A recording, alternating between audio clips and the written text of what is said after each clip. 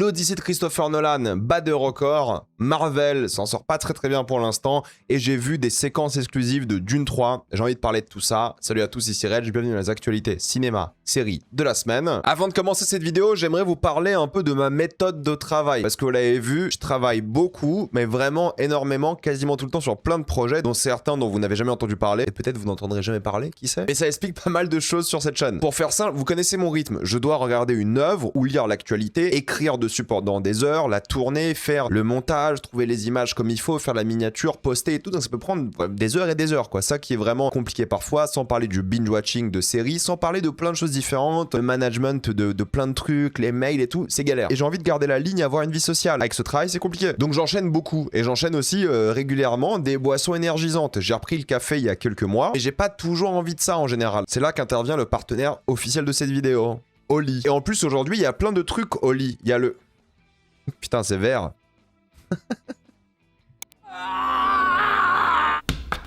Ils m'ont envoyé plein de leurs parfums et plein de leurs produits, dont le Energy, par exemple. J'aime bien ce goût, c'est Morito Macao.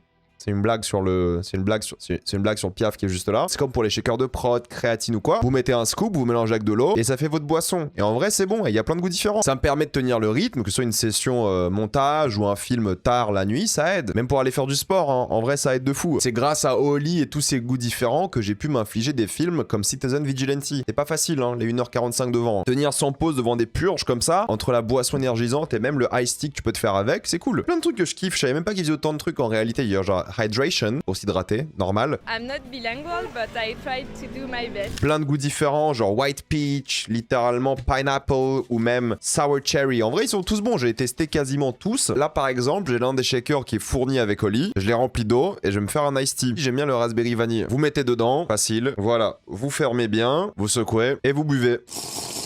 Et j'aime bien, ça fait un petit goût sympa, ça dépanne, ça devient une habitude, c'est cool. Ils ont même des milkshakes, hein. C'est un vrai truc. Ça, je prends avec du lait, pas avec de l'eau. Je préfère avec du lait les milkshakes. En plus, voilà, quand t'es au régime, sans sucre, c'est bénef. Il y a très peu de calories dedans. Ça fait soda, pas trop sucré, ça fait du bien. Surtout quand il fait chaud, là. Ça rafraîchit, hein. Ils m'ont envoyé plein de trucs et vous pouvez les essayer aussi. Ils ont ce qu'on appelle le starter set de luxe pour vraiment tout tester, tous les petits goûts et tout qu'ils vous envoient. Un sachet de chaque gamme pour faire son propre avis. Et si ça vous tente, j'ai un code promo. Reggie Gorilla, il s'affiche à l'écran. Moins de 10% sur votre commande Oli. Lien en description, en commentaire épinglé, avec le QR code qui est affiché juste là. Foncez sur l'offre. Comme pas mal d'entre vous, j'ai vu une scène exclusive de Dune 3. Quand vous allez voir l'Odyssée en IMAX 60 mm, je crois que c'était à partir du vendredi ou du samedi de la sortie de l'Odyssée la semaine dernière, vous aviez le droit à une scène exclusive de Dune 3 qui a été autorisée par Christopher Nolan. D'ailleurs, il y a un message de remerciement de la part de Denis Villeneuve. Et c'est une scène assez intéressante parce que moi, j'étais du coup à Bruxelles pour voir le film. Et t'as les lumières qui étaient encore allumées. Et t'as juste cette scène de Dune 3 qui apparaît. En plus, c'était en IMAX 1.43. Donc forcément, t'as un changement de format parce que Dune n'est pas intégralement filmé en 1.43. Et du coup, bah là, il y a une scène dans un vaisseau avant d'arriver à un débarquement en mode, voilà, soldat Ryan un petit peu, qui est en format 1.90. Donc c'est pas l'écran en entier. Et lorsqu'ils sont dehors, c'est l'écran en entier, puis c'est un débarquement, littéralement, voilà, pour faire la guerre, quoi. Et ce qui est intéressant, c'est que au début, dans le vaisseau, on se dit, bon, c'est assez classique, on dirait, je sais pas, du Star Wars, un truc comme ça, c'est assez basique, quoi. Ils sont dans le vaisseau, avant ce fameux débarquement. Les lumières étaient allumées, et tout le monde était un peu dans cette vibe. Ouais, ça a l'air sympa, ce qu'on voit. Puis il se passe un truc dans la séquence. Il se passe un moment où les gens commencent à courir, et t'as quelque chose de très précis qui se passe. Et là, tu sens la salle en train de changer d'ambiance, tu fais « Ah ouais. Ah ouais. Ok, ça va être ça, Dune. » Et ouais, je pense que Dune, ça va être un truc de fou. Je pense vraiment que Dune, ça va être assez exceptionnel. Je pense que Denis Villeneuve, il nous a cook un truc incroyable en termes d'action de une. Visuellement, franchement, c'était génial. En plus, c'est dur parce que c'est que du noir. Il y avait quasiment rien. Alors, cette image-là, c'est pas la scène en question, hein. Je pense que c'est la suite de la scène en question, mais c'est pas de la scène en question. Mais ce débarquement-là, franchement... Ils auraient pu singer Soldat Ryan et faire n'importe quoi, c'est pas du tout la même énergie, c'est pas du tout la même vibe. C'est au début tu dis que c'est ça, et après ça change le truc, ça joue sur le côté SF à fond, c'est hyper impressionnant. Il y a un parallèle qui fait avec Arrakis, c'est la planète du coup parce que c'est l'invasion de Paul Atreides, donc forcément ça change complètement l'ambiance du truc. Non, il y a des choses qui sont assez spectaculaires, qui sont incroyables dans cette séquence, et quand on a tous vu ça, on s'est dit waouh, ça va être un truc de fou, et on a tous trop hâte de voir ça. Franchement, Dune, je pense qu'on va clairement se régaler. Ceux qui vont voir du coup l'Odyssée en IMAX 70 mm, vous allez voir ces 3 minutes de Dune. Je sais pas pendant combien de temps. Est-ce que c'est toutes les séances de l'Odyssée ou juste là pendant les premières semaines? Je n'en sais rien. Mais en tout cas, ça va envoyer clair et net et j'ai trop hâte. Sinon, on a la confirmation que le film Call of Duty qui sort normalement en 2028 sera sur l'ère Modern Warfare. Bon, ça veut rien dire parce que Modern Warfare, c'est quand même une grande ère. Mais c'est bien parce que même si moi je suis plus fan de l'ère Black Ops de Call of Duty, en fait, des films sur la CIA, sur le Vietnam et tout, il y en a tellement plein qu'un film futuriste, de guerre, gros budget et tout, why not? Ça pourrait être sympathique. Je pense qu'il sort 15 ans trop tard ce film, mais pourquoi pas, ça pourrait être limite intéressant. On a Pierre Lotin qui va jouer donc Louis de Funès dans un biopic. Il a, je pense, déjà la gueule de une, mais même l'énergie, le talent pour le faire. Moi, je suis pas un fan de Funès de base, j'avoue, c'est pas les films qui me plaisent de manière générale. Je dis pas qu'il est mauvais, au contraire, il est très très bon. Mais c'est pas les films qui moi m'intéressent, c'est pas les films que je regarde. Les comédies françaises, toujours du mal. Même à l'époque, j'ai toujours eu du mal. Bon, je pense que quand le film sortira, je me rematerai des Funès, surtout ceux que j'ai un peu moins vus de manière générale, ceux que j'ai ratés. Mais je pense qu'en termes de choix de casting, je trouve que c'est bien. Maintenant, quel intérêt ce genre de biopic? J'espère qu'il y aura un parti pris intéressant plutôt que juste une page Wikipédia de Funès. Après, je comprends pourquoi ces acteurs-là prennent ces rôles-là. C'est des rôles de composition intéressants, c'est des rôles qui sont quand même assez marquants pour ta carrière. Ça peut être vraiment fascinant, c'est un défi, c'est quelque chose de bien, je pense, pour un acteur. Pour le film, moi, je sais que ça va être comme Monsieur Aznavour, ça va être un best-of de tout ce qu'il a fait, et je m'en fous un petit peu de ça. Moi, s'il y a un vrai parti pris thématique, fascinant, là, je prends. Si c'est juste, hey, regarde, Louis de Funès et ce qu'il a fait de mieux dans sa vie, je m'en fous un petit peu. Moi, je veux voir les choses les plus fascinantes par rapport à l'acteur, mais aussi à la personne, s'ils font ces histoires. Thomas N'Gijol, par contre, il raconte une histoire complètement différente. C'est un film sur Thomas Sankara. J'ai pas encore vu son film L'Indompté, je crois, ou L'Indomptable. Je l'ai pas encore vu, mais je vais le rattraper. Un film sur Thomas Sankara, moi, ça me botte de fou. Ça m'intéresse énormément. Je pense qu'il peut vraiment rendre hommage, parce que tout le monde a dit que son précédent film était vachement bien. Il peut rendre hommage à cette figure dans un monde quand même qui a tendance à revenir vers une sorte de néocolonialisme assez tendu. C'est intéressant de prendre un personnage comme ça et d'en parler. Donc je pense qu'il peut faire un bon travail. Sujet touchy, sujet compliqué. On n'a pas envie de finir sur un film extrêmement académique et classique comme on est sur Fanon l'année dernière. Je pense qu'il faut tenter des choses, mais pourquoi pas, ça peut être intéressant. On a appris le décès malheureusement de la jeune actrice Kaylee Hotel, qui était donc dans le dernier Godzilla X Kong, et elle était très jeune, hein, elle était même pas majeure lorsqu'elle est décédée. Accident de voiture malheureusement.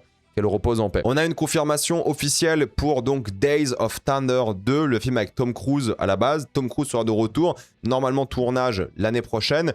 Bon, Days of Thunder, moi j'aime bien sans plus quoi, c'est sympa, c'est quoi, c'est NASCAR dans le film, j'ai pas vu depuis très longtemps.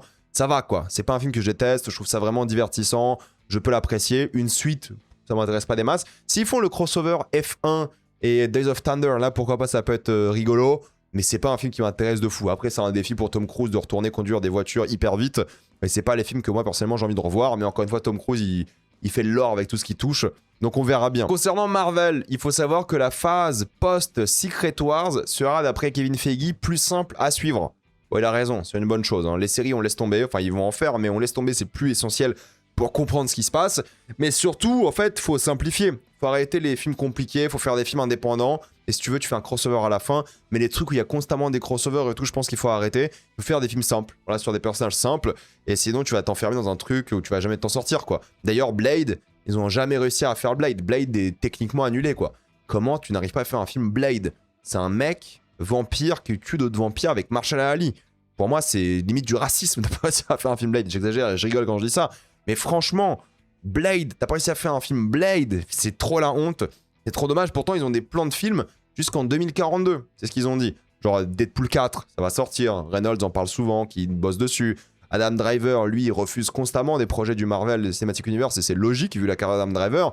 Mais de pas réussir un film Blade et simplifier l'histoire par la suite, oui. Mais Blade, putain, dommage quoi, Blade raté, c'est trop dommage. Mais on sait très bien qu'après Secret Wars, c'est la phase X-Men, et j'ai envie d'y croire. J'ai envie de croire que la phase X-Men sera bien, même si pour l'instant c'est mal parti. Resident Evil a eu le droit à une nouvelle bande-annonce, c'est la bande-annonce définitive, le film sort dans quelques semaines, mine de rien, dans 1 mois et demi, 6 semaines à peu près, 7, peut-être en France.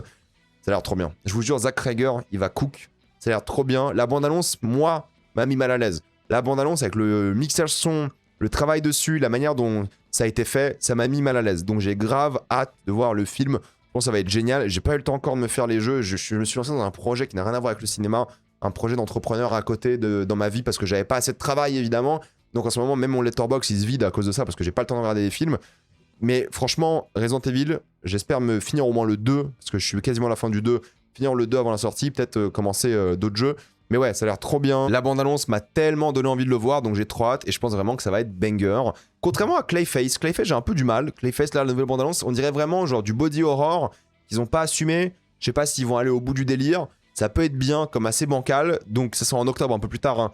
J'ai un peu peur. Franchement, peut-être parce que c'est la bande-annonce, elle est pas rated, ils ont pas voulu montrer la violence et tout. Mais il faut l'assumer, le côté body horror. Et je sais pas s'ils vont y aller à fond.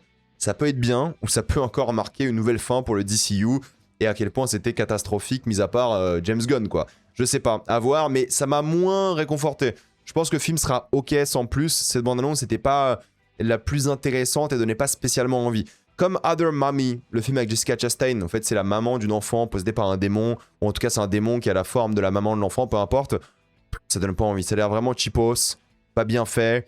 Jessica Chastain sera sûrement bien dedans, hein, mais ça donne pas du tout envie de voir le film, peut-être en VOD à la maison, mais pour l'instant ça a l'air vraiment juste banal quoi, film d'horreur tout à fait classique. Buddy aussi a été montré avec une bande-annonce, c'est un film où t'as des enfants et des adultes qui sont coincés dans un monde de télé-réalité pour enfants, une émission pour gosses quoi. Ça fait un peu I Saw the TV Glow, mais en mode slasher, horreur. Why not? Ça peut être sympathique. C'est pas un film qui m'intéresse, mais ça pourrait fonctionner quoi. L'Odyssée, par contre là, ça bat des records. 264 millions de dollars le premier week-end. C'est vraiment le meilleur score de la carrière de Nolan, plus que Dark Knight Rises. Donc plus que la conclusion d'une trilogie. C'est le meilleur démarrage de sa carrière. C'est un énorme succès. On verra le bouche à oreille. On aura les infos là semaine prochaine pour le bouche à oreille, mais je pense qu'il va être colossal. Le bouche à oreille, c'est le deuxième meilleur démarrage de l'histoire pour IMAX avec 52 millions. Donc rendez-vous compte, hein, vous avez quand même 20% du box-office qui vient de salles IMAX. C'est un truc de fou, dont 12% qui viennent de salles IMAX en 10 mm. De ces 52%, 12 de 40 salles dans ce monde. 40 salles qui tournent pour certaines en boucle 24/7 surtout aux States. Donc rendez-vous compte. Les projecteurs surchauffent. Donc c'est le deuxième plus grand succès IMAX derrière Avengers Endgame. Christopher Nolan, il roule sur l'or. Ça sera sûrement le plus grand succès de sa carrière. Et c'est mérité. Le film était bien, donc c'est mérité. Je suis content pour lui. Ça reste le réalisateur le plus puissant d'Hollywood à ce jour. C'est un truc de fou. Donc non, c'est cool. C'est bien que les gens s'intéressent à l'IMAX, à ce format, à cette technologie. C'est bien que les gens aillent voir du grand cinéma comme ça, mais aussi qualitatif. C'est trop cool. Je suis content pour lui, je suis content aussi pour les gens qu'il met en avant. Il a dit qu'il a adoré Obsession. Putain, t'es un réal de 25 ans et Nolan a dit qu'il adorait ton film. C'est quelque chose, mine de rien. Donc en tout cas, non, je suis content pour Nolan. Gros succès. Et il va sûrement battre des records. Moi, j'avais dit, ça va taper 1,2, 1,3 milliard minimum, quoi. Ça va être un succès planétaire et un événement dont les gens vont se rappeler. Les gens me prenaient pour un fou, mais moi, je vous ai dit, Nolan est l'une des histoires les plus connues de l'histoire de l'Occident.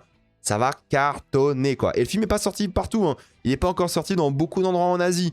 Donc ça va encore plus cartonner, mérité, je suis content pour lui, le film est trop cool. Donc franchement ça c'est vraiment bien. Côté série télé, on a la bande-annonce de Blade Runner 2099.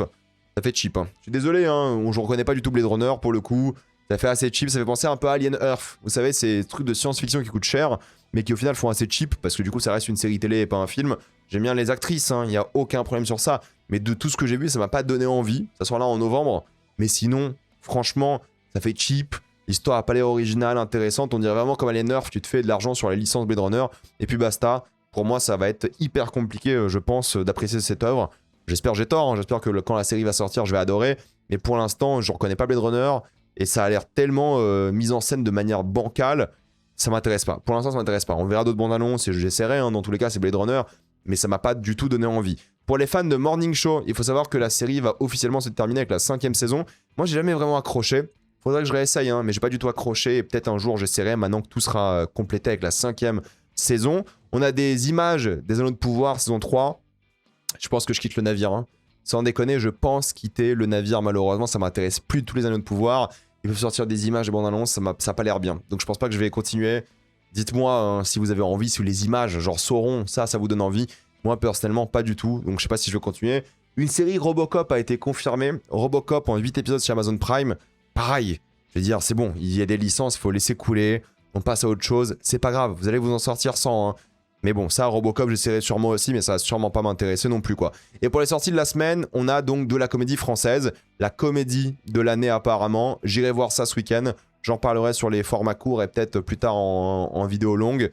Mais voilà, c'était les actus de la semaine. Dites-moi ce que vous en pensez, êtes-vous d'accord, pas d'accord, j'ai envie d'avoir votre avis. Avant de quitter cette vidéo, pensez à utiliser le lien dans la description, le commentaire épinglé et le QR code qui s'affiche à l'écran avec le code promo RegGorilla pour 10% de réduction sur votre commande Oli. Il vous offrait même une bouteille avec. Foncez dessus. Pensez à vous abonner à la chaîne pour voir les prochaines vidéos. Mettez un j'aime, c'est beaucoup la chaîne. Suivez-moi sur tous mes réseaux. Maintenant, les vidéos sont disponibles en mode podcast. Et il y a aussi un compte Instagram, TikTok et Twitch. Et moi, je vous dis à la prochaine fois. Salut à tous.